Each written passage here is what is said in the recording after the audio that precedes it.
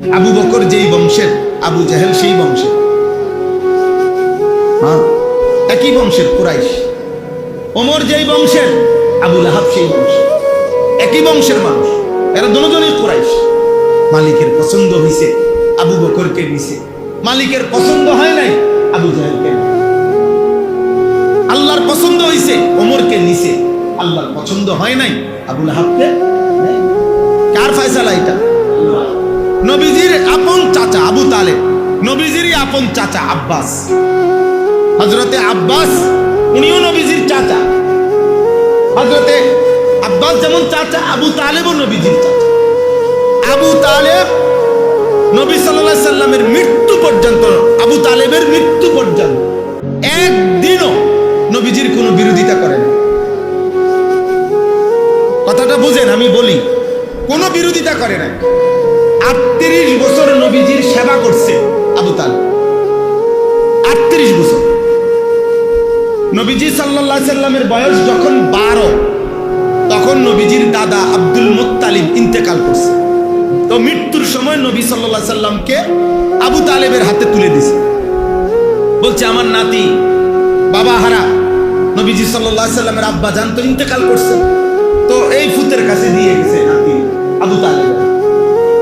এই 12 বছর বয়স থেকে আমাদের নবী সাল্লাল্লাহু আলাইহি সাল্লামের বয়স যখন 50 বরাবর, তখন আবু তালেবের ইন্তেকাল হয়েছে।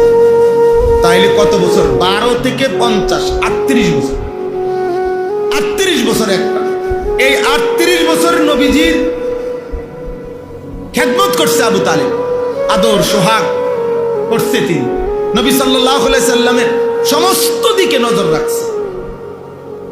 হযরতে আব্বাস রাদিয়াল্লাহু তাআলা আনহু মক্কার 13 বছর, মক্কায় যে নবুয়তের দাওয়াত দিছে, 13 বছর নবীজির এই চাচা আব্বাস নবীজির বিরুদ্ধেই ছিল, ইসলাম গ্রহণ করে নাই।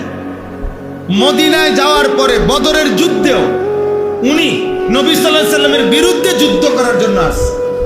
আব্বাস বদরের যুদ্ধে উনি বন্দী হইছে, এই 70 জন বন্দীর মধ্যে উনি একজন বন্দী।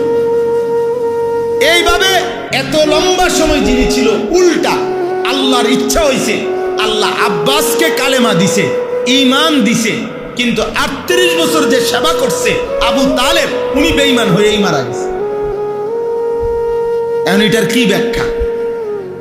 এটা আমনে আমার কি কি সিদ্ধান্ত? এখানে আপনি আমি কোনো এখানে কোনো মতামত পেশ করার অধিকার আসেনি। কথা বলেন না। আপনি আল্লাহর লগে কইতে পারবেন নি যে আল্লাহ আপনি এটা কি করলেন? বুঝেন না কথা? আপনি বলেন। আবু তালেব 38 বছর খেদমত করলো, আল্লাহ তাকে ঈমান দিল না। আর ওমর তরবারি নিয়ে হত্যা করতে রওনা দিছে, আল্লাহ কো আমি এর ঈমান দিই। ওমা কি ওটা কথা হলো? আল্লাহ বলে হয় এটাই কথা, আমি বলছি যে এটাই। সেদিন ওমর যেদিন ঈমান আনছে, সেদিন ওমর কি ঈমান আনতে রওনা দিছিল? নবীজির কমপক্ষে জিগাইবারও তো ইচ্ছা ছিল না। এত কথা ছিল, তোমরা কাবা শরীফের সামনে দাঁড়াও, আমি কল্লাটা আনতেছি, এই কথা ছিল না? মক্কার কুরাইশদেরকে দাঁড় করায় রাখছে। আল্লাহ বলছে আমার মন চাইছে আমি এই অবস্থাতে হেদায়েত দেব। সুবহানাল্লাহ। মালিকের ইচ্ছা হইছে, আস্তে আস্তে মালিকের ইচ্ছা হইছে, তো আল্লাহ তাআলা হেদায়েত দিছে। আল্লাহ চাইছে আব্বা, মালিক হেদায়েত দিছে। তাহলে আমার বলার উদ্দেশ্য হলো, পরিবর্তন আল্লাহর হাতে। পরিবর্তন কার হাতে? আল্লাহর হাতে। আল্লাহর হাতে। জীবন আল্লাহর হাতে, হায়াত আল্লাহর হাতে, মৃত্যু আল্লাহর হাতে, আমাদের হাসি আল্লাহর হাতে, আমাদের কান্না আল্লাহর হাতে, আমাদের 24 ঘন্টার জিন্দিগি আল্লাহর হাতে। তিনিই ফয়সালা। আল্লাহ যাকে যখন ইচ্ছে করে তো তিনিই ফয়সালা দেয়। হেদায়েত আল্লাহই দেয়, হেদায়েত আল্লাহই দেয়, আল্লাহই দেয়। ইব্রাহিম আলাইহিস সালাম উনি বলছেন, ওনার আব্বা আজর মৃত্যু পর্যন্ত ওনারে বুঝাইছে, উনি ঈমান আনে না, ইব্রাহিমের দাওয়া। আবার এই ইব্রাহিম আলাইহিস সালাম মাত্র 12 বছর হয় নাই, 11 থেকে 12 বছর বয়সী উনার ছেলে ইসমাইল, এই বয়সে উনারে বলছে, তোমারে আমি স্বপ্নে দেখছি আল্লাহর হুকুমে জবাই করতেছি। ছেলে বলছে এক কথায়, আব্বা আপনি এক্ষুনি আমার আল্লাহর হুকুম পালন করেন, আমি রাজি। 11 বছর বয়সের বাচ্চা ইব্রাহিমের কথায় আল্লাহ চেনে, আবার বাফে এই ইব্রাহিমের হাতে বাফে কালেমা পড়ে না। বিষয়টা কি? বিষয়টা কি? আল্লাহর ইচ্ছা। মূলত কার ইচ্ছা বলেন? আল্লাহর ইচ্ছা। আল্লাহর ইচ্ছা, আল্লাহ তাআলার ইচ্ছা। নবী সাল্লাল্লাহু আলাইহি সাল্লামের হাতে ওনার কোনো চাচা কালেমা পড়ছে? কোনো চাচা কি পড়ে নাই? কালেমা পড়ে না। কুরাইশ বংশের কোন লোক কালেমা পড়ছে? কোন লোক কালেমা পড়ে নাই।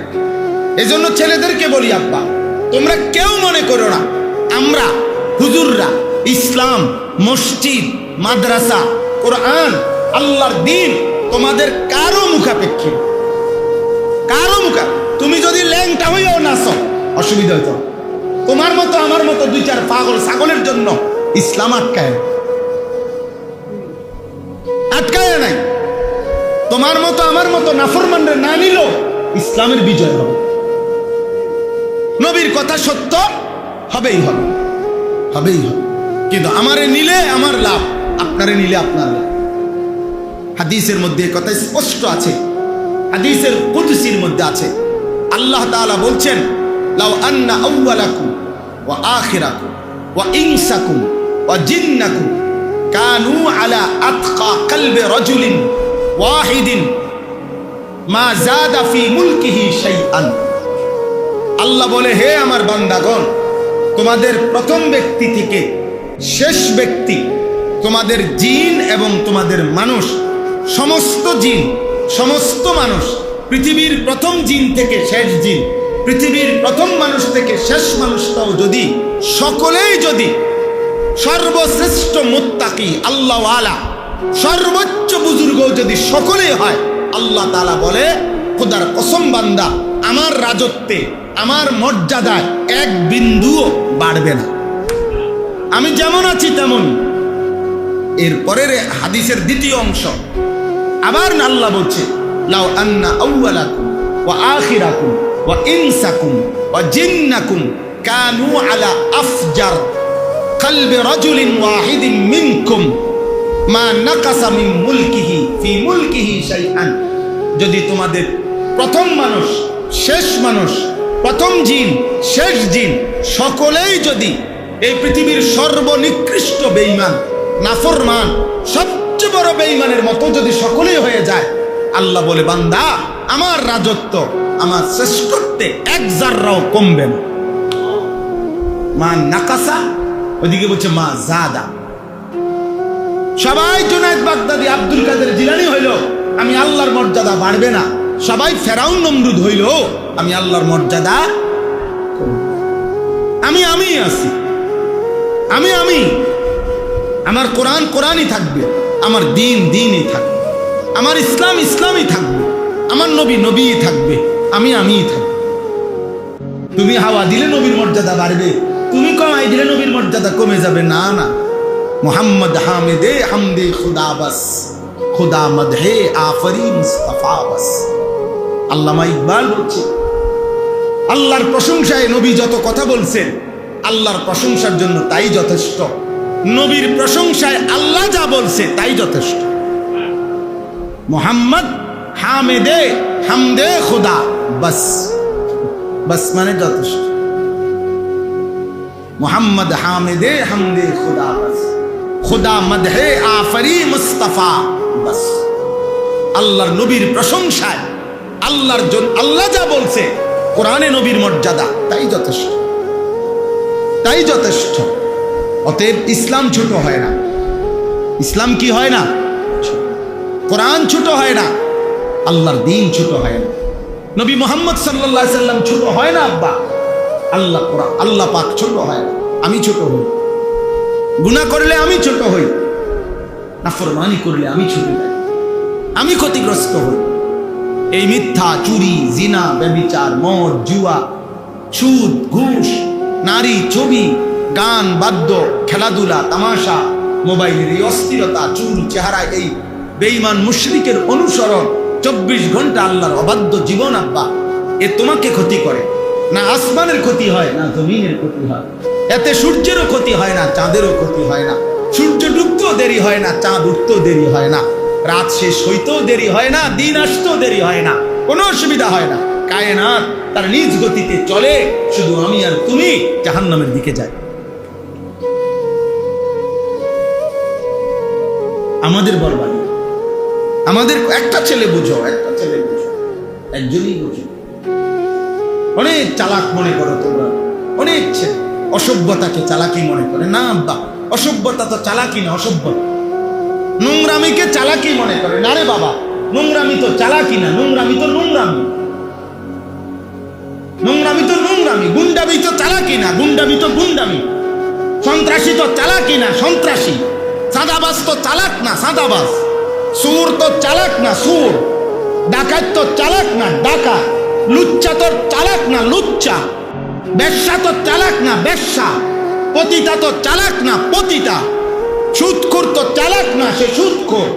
ঘুষখোর তো চালাক না, সে ঘুষখোর। বেহায়া নর্তকী তো চালাক না, সে নর্তকী। বুঝো নাই সিহাব যে এটা জন্য তো শব্দ কি আছে, নির্ধারিত আছে। তুমি চালাক তো কিত্তা। প্রত্যেক পাপীর জন্য পৃথক পৃথক শব্দ আছে না, তো চালাক হবে কেন? ও চালাক হবে কেমন? অনেক ছেলে আছে দেখবি মনে করে আমি যে বাটফারি করি আমি চালাক। হ্যাঁ, তুই বাটফারে না। আমি যে মাকে ফাঁকি দেই আমি চালাক। না না, তুমি ফাঁকিবাজ। আমি যে নামাজকে ফাঁকি দেই তুমি চালাক। না না, তুমি ফাঁকিবাজ। আবু জাহেল নামাজ ফাঁকি দিয়ে কি লাভ হয়েছে? আবুল আহাব আল্লাহকে ফাঁকি দিয়ে কি মর্যাদা পাইছে? ফেরাউন নমরুদ আল্লাহকে ফাঁকি দিয়ে কি মর্যাদা পাইছে? এই পৃথিবীর কোন নিকৃষ্ট পাপী বাবা বলেন নাফরমানি করে কে কোথায় গেছে? একটা বেঈমান এই পৃথিবীতে যে ভুলে, উনি মূলত বেঈমান, কিন্তু ভুলে মানুষ ওনারে চিনতে পারছে না, টের করতে পারছে না, শেষ পর্যন্ত ধরা খাইছে না। এখনো তিনি জুনায়েদ বাগদাদির মতো মর্যাদাবান। এমন বেঈমান কে? কথা বলে না। এমন নাফরমান কে যে না মানুষের টের করতে পারছে না? এজন্য একটা কথা আছে প্রসিদ্ধ, ইতিহাস কখনো ভুল কালিতে লেখা হয় না। ইতিহাস কখনো কি হয় না? ভুল কালিতে। ক্ষমতার জোর, প্রভাব, শরীরের শক্তি, টাকার সামর্থ্য, কোনো কিছু দিয়ে সাময়িক দমিয়ে রাখা যায়, কিন্তু মাটির নিচে বসেও কেউ সত্য ইতিহাস হয়তো সাতবক জমিনের নিচে লিখে রাখে। দিন মুখোশ খুলে যায়, আমারও তোমারও মুখোশ কি হয়ে যায়? আল্লাহ নবী সাল্লাল্লাহু আলাইহি সাল্লাম বলছেন, হে আল্লাহর বান্দা, রাতের অন্ধকারের একাকিত্বের গুনাহ তোমার। নবীজি বলছে, কসম উম্মত, দিনের আলোতে আল্লাহ তাআলা চেহারায় ভাসিয়ে দেয়। এই জন্য মানুষ দেখে নাই তুমি মদ খাইছো, মানুষ দেখে নাই তুমি জুয়া খেলছো, কিন্তু তোমার গুনার চিহ্ন চেহারা দেখেই মানুষ মন্তব্য করে, দেখলেই মনে হয় ফুটতে গো। এটা কেমনি করলো না তো? বুঝেন নাই কথাটা? আরে তারে দেখতে মনে হয় গাঁজা খোর। হ্যাঁ, চেহারা দেখলে তো মনে হয় সুর। ইরে তুই সুরের মতো এরম করস কা? মানুষ কয় না? কি বুঝা গেল? অথচ সে যখন গুনাহ করছে তখন কিন্তু এই লোক সাথে ছিল না, ছিল এই লোক, কিন্তু না, মানুষ চিনতে ভুল করে না। অফিকা উয়ুবুন ওয়ালিন্নাসি আয়ুন, আরবি প্রবাদ এটা।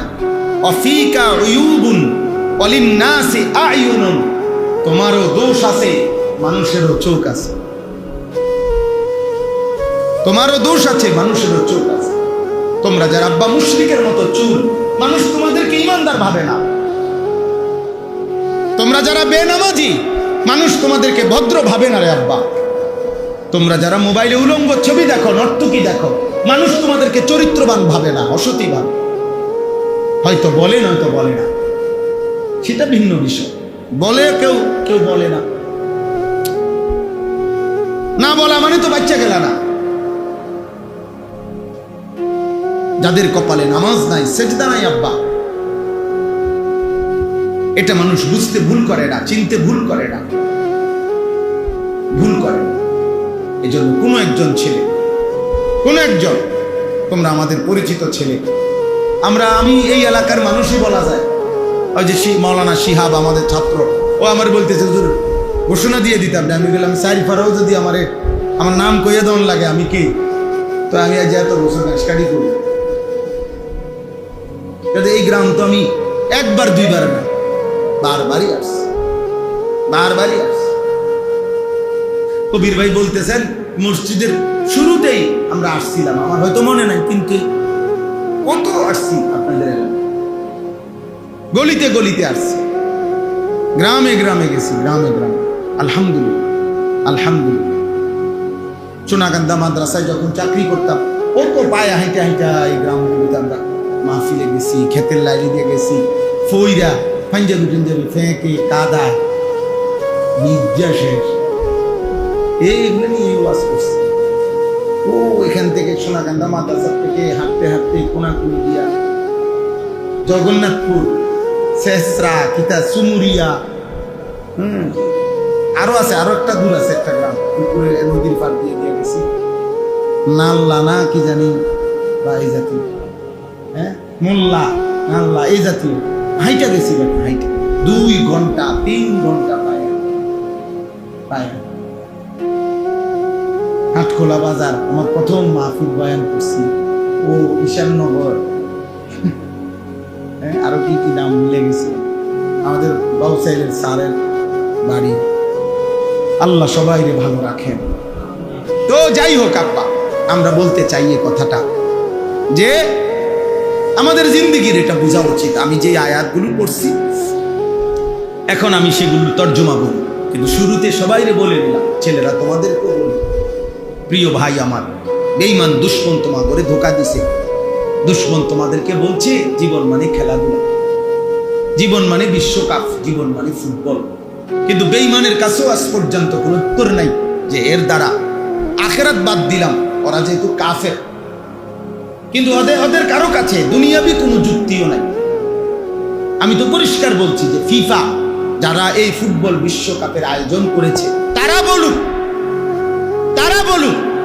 আখিরাত বাদ দেন, ওরা কাফের, ওরা আখিরাতের কথা বলবে কোত্থেকে?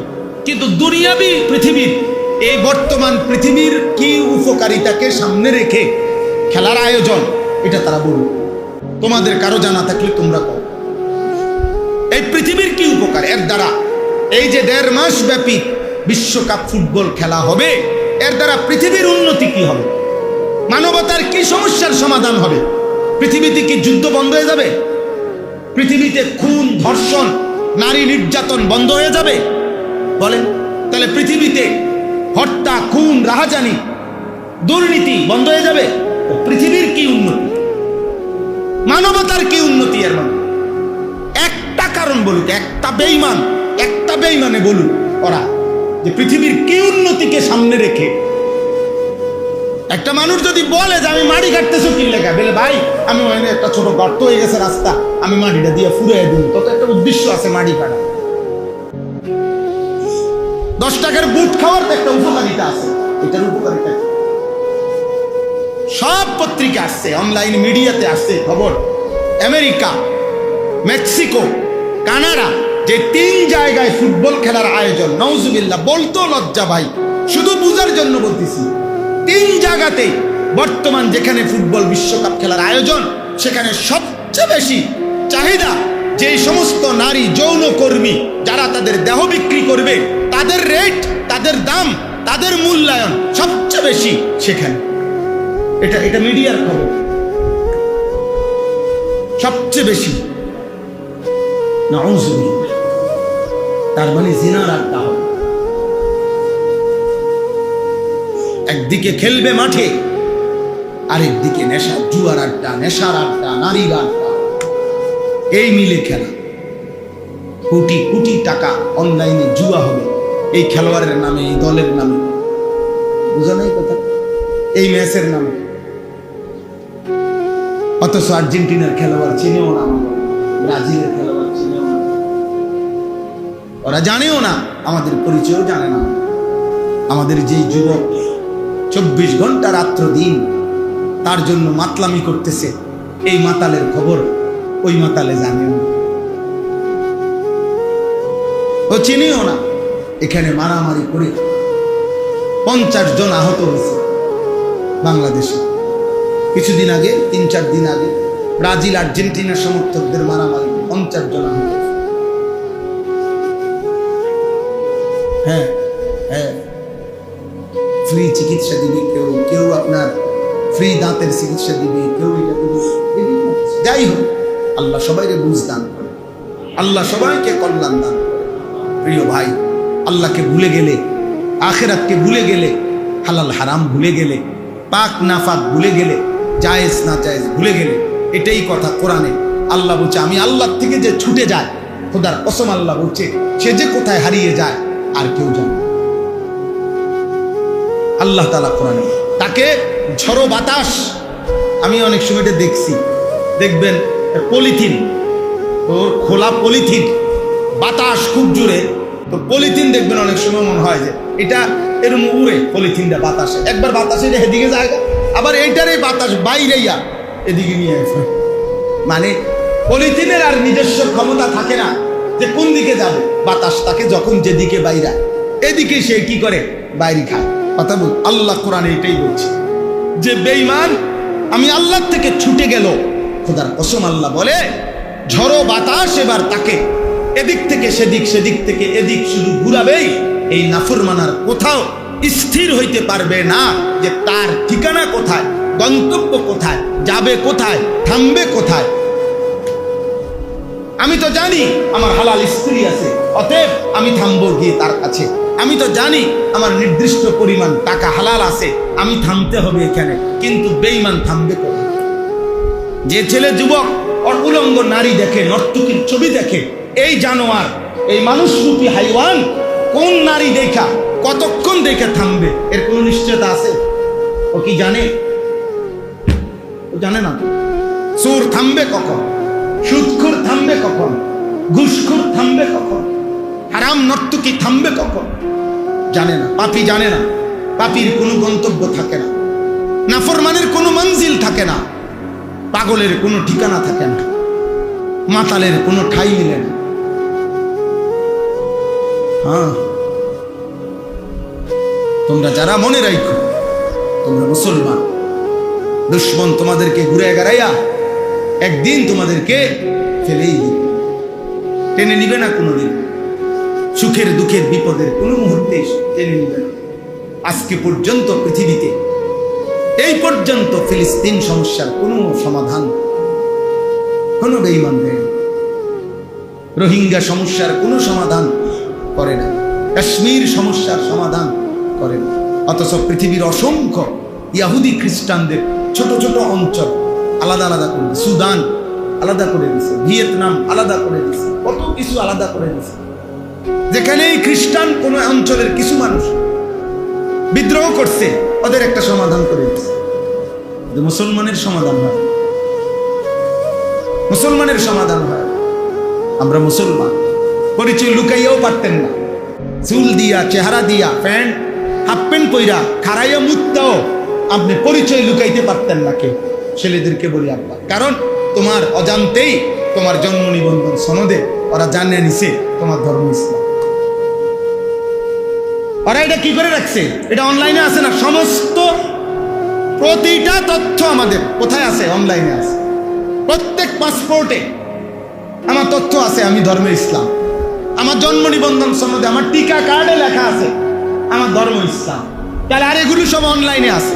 আর অনলাইন মানে সারা পৃথিবী ঘুরতেছে, এটা সারা পৃথিবী ব্যাপী। অতএব কেউ লুকাইবার আর সুযোগ নেই যে আমি মুসলমান না, এই কথা বলার কোনো সুযোগ নাই, লুকাইবার সিস্টেম নাই। অতএব সমাধান এটাই, যেহেতু আমি লুকাইবার উপায় নাই, তাহলে আমি আমার ধর্ম মাই না, প্রয়োজনে মরে যাই। আমি আমার আল্লাহকে মাই না, প্রয়োজনে আমি মরে যাই, অসুবিধা। আমার সমস্যা কি? ফালাস্তু উবালি হিনা উকতালু মুসলিমান আলা আইয়ি শিক্কিন কানা লিল্লাহি মাসরাই। নবীজির সাহাবী খুবাইব ইবনে আদি একজন সাহাবী, মক্কার কাফেররা ওনাকে ফাঁসিতে ঝুলাইছিল। ফাঁসিতে ঝুলাইবার পূর্ব মুহূর্তে মক্কার নেতা আবু সুফিয়ান ওনাকে জিজ্ঞেস করছিলেন, হে মুহাম্মদের সাহাবী খুবাইব, মৃত্যুর পূর্বে ফাঁসির মুহূর্তে তোমার শেষ তামান্না কি, শেষ ইচ্ছা কি? উনি বলছে শেষবারের মতো 2 রাকাত নামাজ পড়তে চাই। তো ওনার রশি খুলে দিছে, উনি 2 রাকাত নামাজ পড়ছে, 2 হাত তুলে আল্লাহর কাছে মুনাজাত করছে, আয় আল্লাহ, আজ আমার আর কোনো পরোয়া নাই, আমি আপনার আনুগত্য নিয়ে মরতেছি, আপনার সেজদা দিছি মালিক, ফালাস্তু উবালি, এখন আর আমি কোনো পরোয়া করি না। হিনা উকতালু মুসলিমান, যখন আমি শহীদ হতে যাচ্ছি, আত্মসমর্পণ ইসলাম অবস্থায় আপনার আনুগত্য আছে। আলা আইয়ি শিক্কিন কানা লিল্লাহি মাসরাই, এবার দুশমন আমারে টাইনা সিরা ফাইরাও যদি ফেলে, যেখানে মন চায় নেয়, আমার কোনো অসুবিধা নাই, আমি আপনাকে সেজদা দিচ্ছি। মানে ওখানে আছে একটা কথা যে ওনারে বলছিল মক্কার কাফেররা যে তোকে মাইরা ফাঁসি দিয়া তোর শরীরের চামড়া ছিঁড়া টুকরা টুকরা করে ফেলাই দিন। তিনি ওই কথার জবাবে এই কথাটা বলছে যে আমি যেহেতু আল্লাহ আপনাকে সেজদা দিছি, আলা আইয়ি শিক্কিন কানা লিল্লাহি মাসরাই, এবার যেদিকেই যা ইচ্ছে আমার লাশকে নিয়ে করা হোক, ছিঁড়া ফেলুক, টুকরা করে ফেলুক, আমারে পশ্চিম দিক হোক, পূর্ব দিকে হোক, উত্তর দিকে হোক, দক্ষিণ দিকে হোক, যেখানেই ছুঁড়ে মারুক, কোনো অসুবিধা নাই মাওলা, আমি তো আপনাকে সেজদা দিয়ে মরছি। এরপরে তিনি বলছেন, হাদিসে আছে, হযরত খুবাইব আর দ্বিতীয় আরেকটা দোয়া করছে, আল্লাহ আপনার কাছে আমার তামান্না, আমি আমার নবীর ভালোবাসা নিয়ে আল্লাহর দ্বীনের জন্য মরতে যাচ্ছি, শহীদ হচ্ছি। আমি এখন মক্কায়, নবী তখন মদিনায়, আল্লাহ নবী সাল্লাল্লাহু আলাইহি সাল্লাম তখন মদিনায় ছিলেন, হিজরতের পরের ঘটনা এটা। পরে উনি বলছে আমার একটাই তামান্না, এখান থেকে আমার এই হরতাল, আমার যে ফাঁসি দিচ্ছে, এই পুরা দৃশ্যটা আল্লাহ আপনার কুদরতে আপনি আপনার বন্ধুকে মদিনায় বৈশা আমার নবীকে দেখাইবার ব্যবস্থা করেন, উনি যেন দেখেন। এটা কি সব কিতাবে আছে। আল্লাহ নবী মদিনায় মসজিদে নববীতে বসে বসে তখন নবী সাল্লাল্লাহু আলাইহি সাল্লামের চোখ মুবারক কাঁদতেছিলেন। সাহাবারা জিজ্ঞেস করছেন, ইয়া রাসূলুল্লাহ, আপনি কাঁদতেছেন কেন? আল্লাহ নবী বলেন, সাহাবারা আমার খুবাইবকে ফাঁসি দিচ্ছে, আমার খুবাইবকে ফাঁসি দিচ্ছে। ফাঁসি দেওয়ার পরে মক্কার কাফেররা ওনার লাশ ঝুলাইয়া রাখছে, গাছের মধ্যে টাঙ্গা দিয়ে রাখছে, এবং পাহারাদার নিয়োগ দিছে যে কেউ যেন লাশ নামাইতে না পারে, এখানেই পচে পড়ে থাকবে। আল্লাহ নবী তখন মদিনায় চোখের পানি মুছতে মুছতে সাহাবাদেরকে বলছে, সাহাবারা এমন কেউ আছো কিনা হিম্মতওয়ালা, আমার খুবাইবের লাশ নামাইয়া মদিনায় আনবা। আমার খুবাইবের লাশ তো ঝুলায় রাখছে, ওর লাশের তো জানাজা হইতে হবে, দাফন হইতে হবে, তোমরা কেউ হিম্মত করো। একজন সাহাবী হিম্মত করছে, উনি 15 দিন পর্যন্ত গোপনে সফর করতে করতে করতে শেষ রাত্রে, গভীর রাতে, শেষ ফজরের ওয়াক্তের পূর্ব মুহূর্তে ওই লাশের কাছে গিয়া, পাহারাদার যেই দুশ্মন তখন ঘুমায় রয়েছে, উনি আসতেই এই পবিত্র লাশ নামাইছে। এবং ওই কিতাবে আমরা পড়ছি, ওই সাহাবী বর্ণনা দিছে যে আল্লাহর কসম, 15 দিন পরে আমি যখন লাশ নামাইছি, মনে হয়েছে যেন খুবাইবের পবিত্র রক্ত, তাজা খুন এখনো ঝরতেছে, এখনো লাশের রক্ত ঝরছে। তিনি বলেন, আমি ঘোড়ার পিঠে আমার বুকে নিয়ে খুবাইবের লাশ নিয়ে মদিনায় রওনা দিলাম। ফজরের ওয়াক্ত হয়ে গেল, ওই দুশ্মন ঘুম ভেঙে গেছে, আর চিৎকার চেঁচামেচি করে মানুষ ডাইকে ফেলছে, লাশ চুরি হয়ে গেছে। এরপরে সবাই হাঁটা শুরু খোঁজা শুরু করছে, তারাও ঘোড়া দিয়া। তো আরবের কুরাইশরা, কাফেরদের একটা বিদ্যা ছিল, মানে তাদের একটা জ্ঞান ছিল, তারা এই পায়ের চিহ্ন দেখা ঘোড়ার মানুষের বুঝতে পারতো কোন দিকে গেছিল। এই নবীজিরও পদচিহ্ন দেখে দেখে আবু বকরের গারে সৌরের কাছে পর্যন্ত তারা গেছিল ওই নবীর হিজরতের সময়। তো এখান দিয়ে বের করে ফেলছে। এরপরে যখন হযরত খুবাইবের লাশ নিয়ে সাহাবী যাচ্ছেন, উনি পিছন দিকে তাকায়া দেখছে কাফেরদেরকে দেখা যায়, ওরা ধরে ফেলল। এই কথা স্পষ্ট আমরা কিতাবে পড়ছি। এই সাহাবী যখন চূড়ান্ত বুঝছে যে আর উনি এই লাশের হেফাজত করতে পারবে না, কারণ ওরা ধরে ফেলবে আর কিছুক্ষণের মধ্যে, তখন তিনি আবার আল্লাহর কাছে এইবার এই সাহাবী দুই হাত তুলে বলছে, আল্লাহ আপনার বন্ধুর আমানত আমি নিছিলাম, পারলাম না, আমি আপনার কাছে রাখলাম। আপনার দোস্তের আমানত আপনি হেফাজত করেন। এরপরে ওই সাহাবী ঘোড়ার থেকে নেমে এই সাহাবীর পবিত্র লাশ মাটিতে রাখছে। আল্লাহর কুদরতে মাটি দুই ফাঁক হয়ে সাহাবী লাশ। এই জন্য এই সাহাবীকে বলা হয় বালিগুল আরদ, যেই সাহাবীকে মাটি নিজে গ্রহণ করে নিছে। খুবাই, হ্যাঁ, পুরো ঘটনাটা বললাম আর কি। এই জন্য প্রিয় ভাই, আল্লাহকে মানো, আল্লাহকে মানো, আল্লাহকে মানো, আল্লাহকে মানো, দিন মানো, সেজদা করো, পৃথিবীতে সম্মানের প্রিয় পাত্র হয়েই থাকবে। আল্লাহকে ছেড়ে নিজ ঘরের মানুষের কাছেও কোনোদিন স্মরণীয় হবে না। একদিন বাবা বলে দিবে মার কাছে নিজের ফুতের ব্যাপারে যে এই অজাত বাড়ির থেকে বাইর করো, তে আমার কলিজাটা জ্বালায় আলাইছে, তারে বাইর করো, বাইরতে বাইর করো, তারে জিগাও কি করবো করবো, এই অজাত বাইর করো, এই মানুষের তো না, এই হারামি আমার কলিজা পুরাই লাইছে। কত বাবা আছে না এমন বলে না? কার ব্যাপারে? আপন ফুতের ব্যাপারে। আহ, হায় হায় রে বদনসিব, তোর বাপ তোর প্রতি ভরসা হারায় ফেলছে, তোর মা এখন দমে দমে চিন্তা করতেছে কেমনে তারে বাইর করে দেয়। বিদায়, আফদ সরাও। এরপরে আর কি থাকে জীবনে? যে সন্তান তার বাবার কাছেও অপছন্দ হয়ে যায়, মার কাছেও, এই নাফরমানের জীবনে আর কি আছে? মোবাইলের নর্তকীও তো নাই। মোবাইলের নর্তকী পাইব কি? ওই নর্তকী কি তার জন্য সাজছে না, তো টাকার জন্য সাজছে।